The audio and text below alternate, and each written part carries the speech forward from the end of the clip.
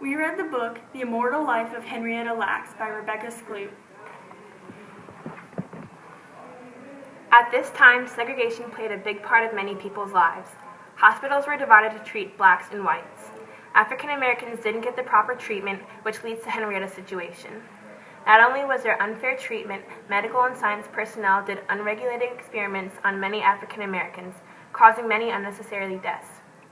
Nixon was also pushing for a cancer cure, so many doctors were desperate and testing on people's cells without their knowledge. Henrietta and her cells played a big part in finding cancer treatments and creating the polio vaccine. Without her cells, these things may have never been discovered.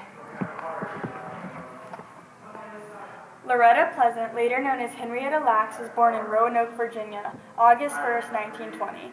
She grew up working on tobacco fields with her cousins and grandfather. Henrietta, at the age of 14, had her first child with her cousin, Day. As the years went on, Henrietta and Day would have 4 more kids and raise their family in her hometown, Clover. Although she loved Clover, the family had to move to Turner Station in hopes for a better life. In the year 1951, Henrietta knew there was something wrong with her. She felt an unusual lump inside her, and for almost a year, Henrietta complained about pain until she had her 5th child, Joe. Even after, she knew that there was still something wrong. Day later took her to the Johns Hopkins Hospital to get the lump checked out. 3 months later, instead of a little lump like before, there was a full-fledged tumor on her cervix. In the doctor's best efforts to treat her cancer, they placed radiation onto her cervix. While treating the cancer, a sample of Henrietta's cancerous and normal cells were taken and given to George Guy. After later evaluation of the cells, the doctors noted that they were special. They went on to name these cells HeLa. This would cause the doctors to treat Henrietta's cervical cancer better than any other black at the time.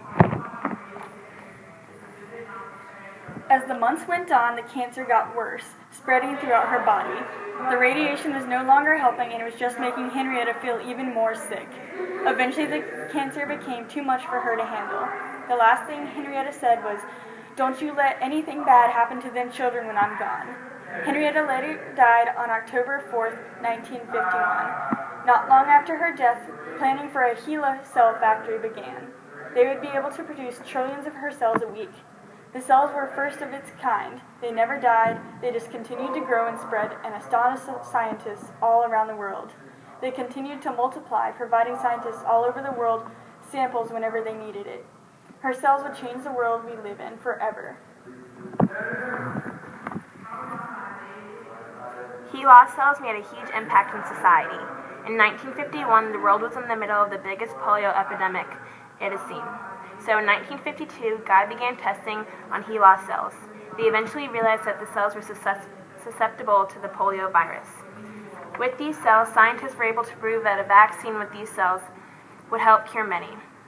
HeLa cells also allowed 2 researchers from Spain and Sweden to discover that normal human cells contain 46 chromosomes. During this time, people began to see what the cells could really do.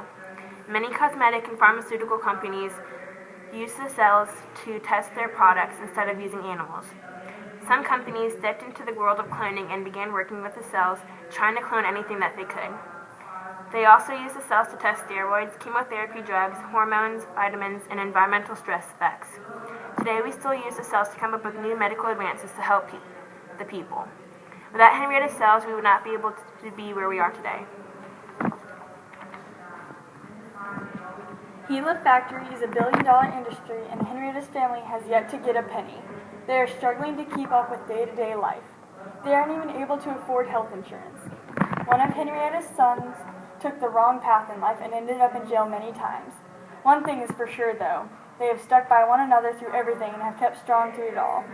Many frauds have been trying to experiment on Henrietta's kids and take advantage of their little knowledge. The author Rebecca Skloot came into the family's life like the other frauds, asking questions about the cells and their mom. Even though she was curious about them, she proved herself worthy to the family, explaining her good intentions. She gave the family the information they longed to know and gave them the knowledge and understanding of what was going on with the cells. Rebecca Skloot was one of the few that had enough patience to deal with a confused family, and she was also one of the few that didn't try to take advantage of them all.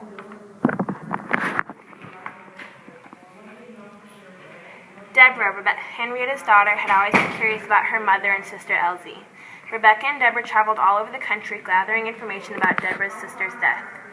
The one thing that affected the family the most was being able to see Henrietta's cells. In a way, it gave the family a sense of comfort and closure. Deborah had always been affected by everything that had been going on with her mother's cells. Deborah often broke out in hives and even had several strokes due to the stress brought on by the cells.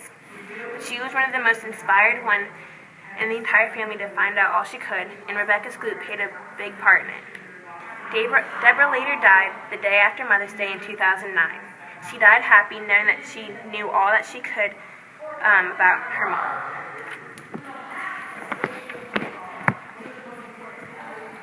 Today, the family has moved on. Deborah's 3 brothers were deeply affected by her death, but they have learned to love and appreciate everything they have. People have seemed to leave the Lacks family alone, but they still believe that they deserve the money. Henrietta was used, mistreated, and taken advantage of. Henrietta and her family deserved much better, but she changed the world. Henrietta herself was taken without her knowledge. Her family was mistreated and used for research and have gotten nothing from the billion-dollar industry. The biggest message in the book would be to treat and care for everyone equally. Henrietta got treated better because of her cells, because they took her cells without her knowledge. Today, forms must be signed when a procedure must be done, and most hospitals aren't able to do what they did to Henrietta all those years ago. When it came to her family, no one really cared about what they were going through. Another main message that could be taken from this book would have to be compassion and understanding. Within this whole book, these 2 traits can be applied to every person. When thinking about everything Henrietta Cells did for the world, it's amazing that one person did all of that. Even though the Lacks lost Henrietta, many have saved a loved one with the treatment that has been created due to the cells. The Immortal Life of Henrietta Lacks was an amazing book, and we encourage everyone to read it.